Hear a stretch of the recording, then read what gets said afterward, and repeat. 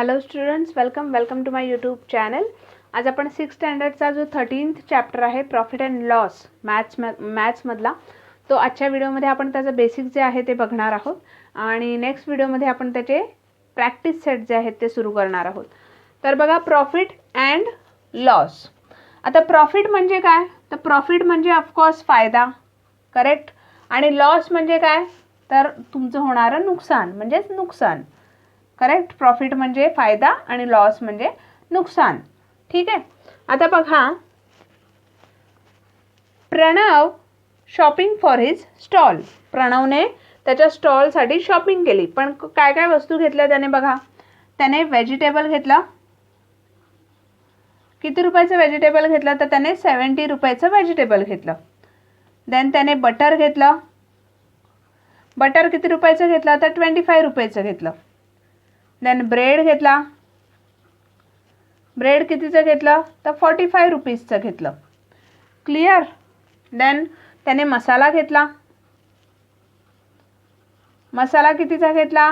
तर 14चा घेतला. Then miscellaneous. आता मिसलेनियस म्हणजे काय? तर मिसलेनियस म्हणजे इतर खर्च, तो 20 रुपीज झाला त्याचा, करेक्ट. तर आता बघा, या सगळ्यांची टोटल करा. किती त्याने एक्सपेन्स केला, किती त्याने खर्च केला ते बघा. 70, 25, 45, 14 आणि 20 आपल्याला हे सगळे ॲड करायचे आहेत. क्लिअर. तर 5 प्लस 5 10 प्लस 4 किती होतात? 14. मग 4 1 carry forward. 1 7 8 8 plus 2 10 10 plus 4 14 14 plus 1 15 and 15 plus 2 17. So 174. Clear. आता हा 174 काय आहे? त्याची टोटल अमाऊंट आहे जी त्याने एक्सपेन्स केली, म्हणजेच त्याने खर्च केला आहे हा. क्लिअर. त्याच्यानंतर बघा, the amount Pranav gain through his sales is 160. पण जेव्हा त्याने सेल केलं, म्हणजे ती वस्तू जेव्हा त्याने सेल्स केली तेव्हा त्याने कितीची सेल्स केली? तर 160ला सेल्स केली. आता मला सांगा, त्याने खर्च किती केला त्या गोष्टीसाठी? 174. आणि त्याने ती वस्तू सेल कितीला केली? तर 160. मग ह्याच्यात त्याचा प्रॉफिट झाला की लॉस झाला?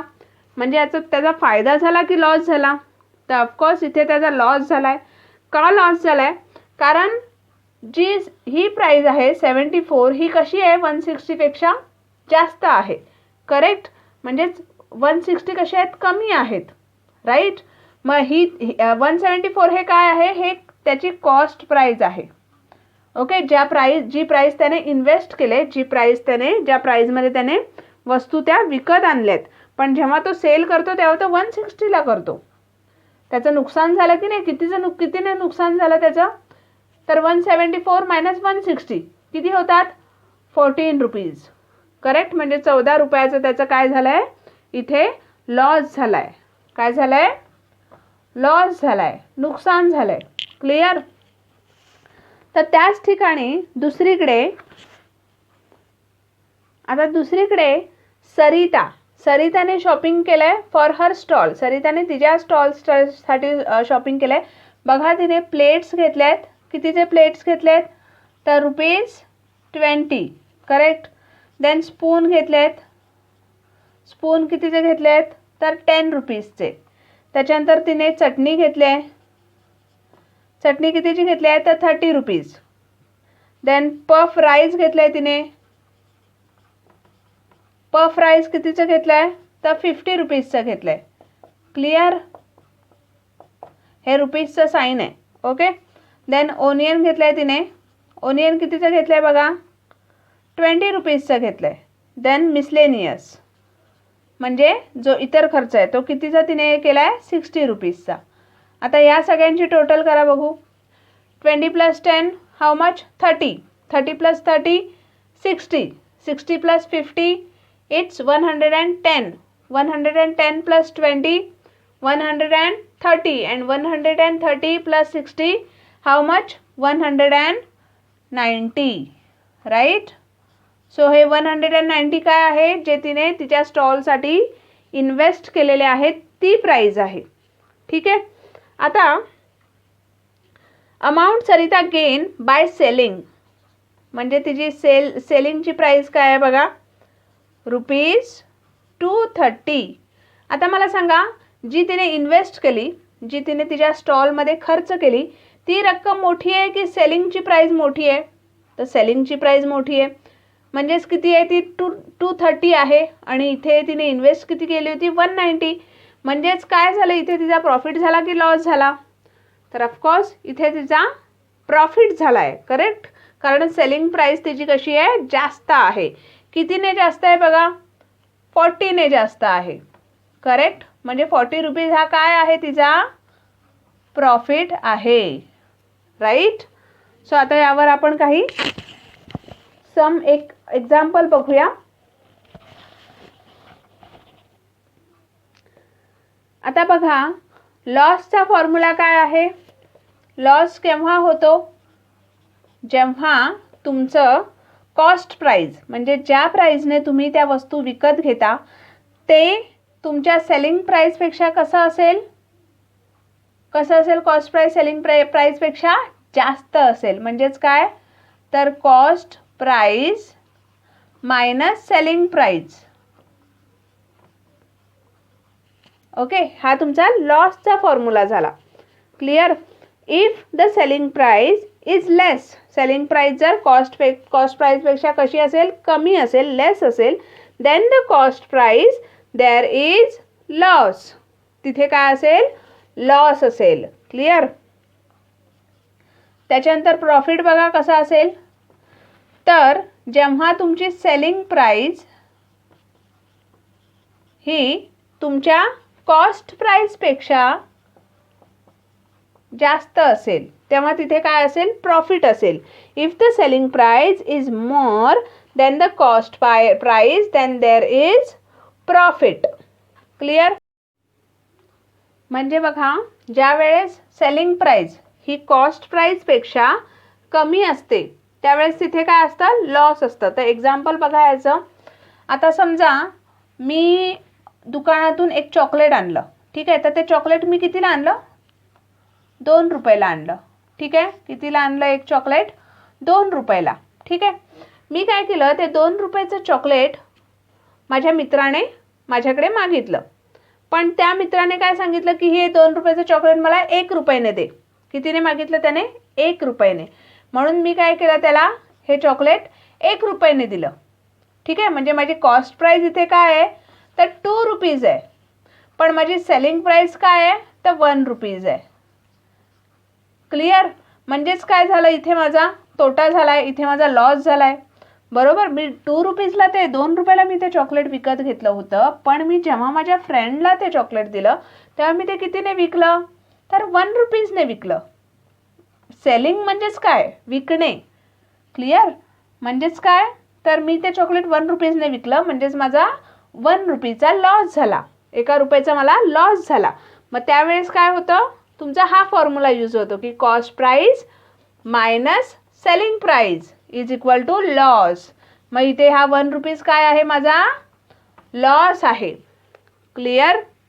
त्याच्यानंतर सेकंड बघा, profit is equal to selling price minus cost price.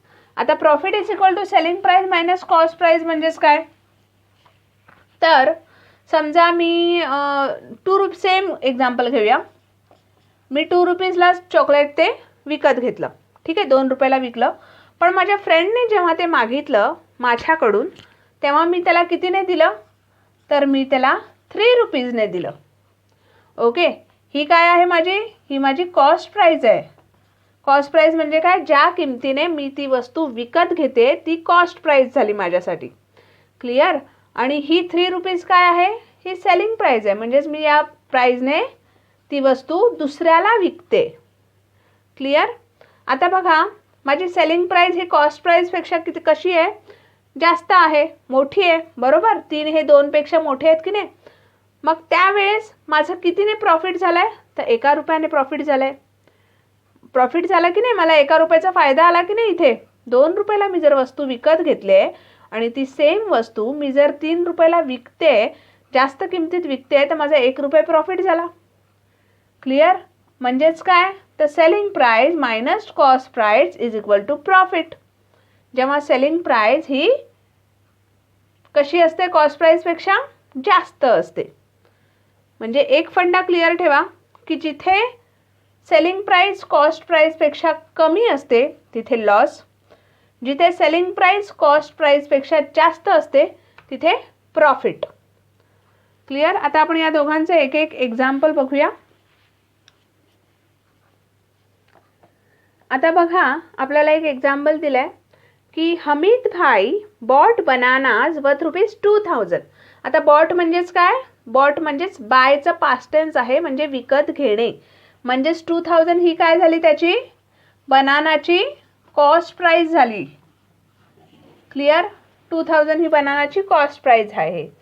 Then and sold them all for ₹1890. आता सोल्ड हे काय आहे, हे सेल्सचं पास्ट टेन्स आहे. म्हणजेच त्याने काय केलं आहे, तर ₹2000 जे बनाना त्याने विकत घेतले, जे बॉट केले बनाना, ते त्याने 1890 काय केले आहेत, सोल्ड केले आहेत. म्हणजे 1890 ही काय आपली सेलिंग प्राइस आहे. ओके. देन काय विचारलं आपल्याला, did he make a profit or a loss. त्याने प्रॉफिट केलाय की त्याने लॉस केलाय. जर समजा त्याने प्रॉफिट केलाय तर कितीने केलाय, आणि लॉस केलाय तर कितीने केलाय. ठीक आहे, हे आपल्याला विचारले. आता बघा, 2000 मायनस 1890 हे आधी आपण करूया. आपण आधी डिफरन्स काढूया आणि मग आपण बघूया त्याने त्याचा लॉस झाला की प्रॉफिट झालाय ते. ठीक आहे. आता या दोघांमधला डिफरन्स बघा, मायनस करायचं आहे. 0 इथे काय येणार सांगा बघू. आता या दोघांमधला डिफरन्स बघा किती आहे, तर 0. इथे 10 मायनस 9 झाले 1. इथे उरले 9. 9 मायनस 8 1. आणि इथे 1. 1 मधून 1 गेला 0. म्हणजेच कितीचा डिफरन्स आहे, तर 110चा डिफरन्स आहे. क्लिअर. आता बघा, इथे सेलिंग प्राइस जास्त आहे का, तर नाही. इथे सेलिंग प्राइस कशी आहे, कमी आहे. मग आपला फॉर्म्युला काय होता, तर when there is cost price is more than selling price और selling price is less than cost price, तेव्हा तिथे काय होतं, लॉस होतो. काय होतं, लॉस होतो. म्हणून इथेच काय झालाय, लॉस झालाय. करेक्ट. तर लॉसचा फॉर्म्युला काय होता आपला, cost price minus selling price. Right. जिथे सेलिंग प्राइस ही कशी आहे, कमी आहे कॉस्ट प्राइसपेक्षा. मग कॉस्ट प्राइस किती आहे, तर 2000 मायनस 1890 110. मग 110 हे काय आपलं लॉस आहे. क्लिअर.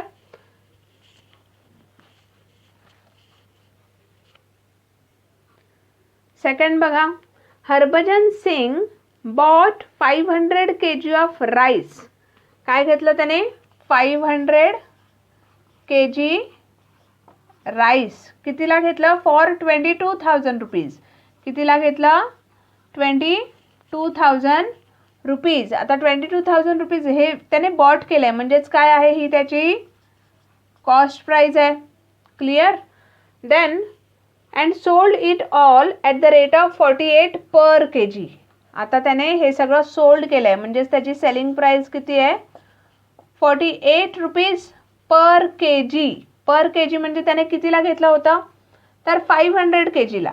राईट. मग ही जर पर kgची प्राइस असेल, मग आपण 500ला काय करू, याच्यात इंटू. आपल्याला 500 kgची प्राइस काढायची आहे की नाही. मग 48 इंटू 500 किती होतात, तर इट्स 24,000. ओके. म्हणजेच काय केलं त्याने, तर त्याने कॉस्ट प्राइस म्हणजेच त्याने विकत कितीला घेतला, 22,000ला. किती, 500 किलो तांदूळ. क्लिअर. 500 kg rice. पण जेव्हा त्याने सेल केलं तेव्हा ते ₹48 पर kg. एका kgची प्राइस 48 होती. मग 500 kgची किती येणार, 24,000. ठीक आहे. मग इथे आपल्याला कॉस्ट प्राइस मिळाली 22,000 आणि सेलिंग प्राइससुद्धा मिळाली 24,000. राईट. आता कॉस्ट प्राइस ही सेलिंग प्राइसपेक्षा कशी आहे, कमी आहे. आणि सेलिंग प्राइस कशी आहे, कॉस्ट प्राइसपेक्षा जास्त आहे. मग जेव्हा सेलिंग प्राइस ही जास्त असते त्यावेळेस काय असतं, तिथे प्रॉफिट असतं. करेक्ट. मग बघा प्रॉफिटचा आपला फॉर्म्युला काय आहे, selling price minus cost price, right. आता सेलिंग प्राइस किती आहे तर 24,000 मायनस कॉस्ट प्राइस किती आहे तर 22,000, करेक्ट. म्हणजेच इथे कितीने प्रॉफिट झाला आहे तर 2,000ने, राईट. 24 मायनस 22 किती होतात 2, म्हणजेच इथे 2,000ने काय झालं आपल्याला प्रॉफिट झालेला आहे. क्लिअर. सो याच्यावरचे प्रॅक्टिस सेट जे आहेत ते आपण नेक्स्ट व्हिडिओमध्ये पाहणार आहोत. हा व्हिडिओ तुम्हाला कसा वाटला हे आम्हाला कमेंटमध्ये नक्की सांगा. चॅनलवर नवीन असाल तर चॅनलला सबस्क्राईब करा, बेल आयकॉनवर क्लिक करा. भेटूया नेक्स्ट व्हिडिओमध्ये. थँक्यू.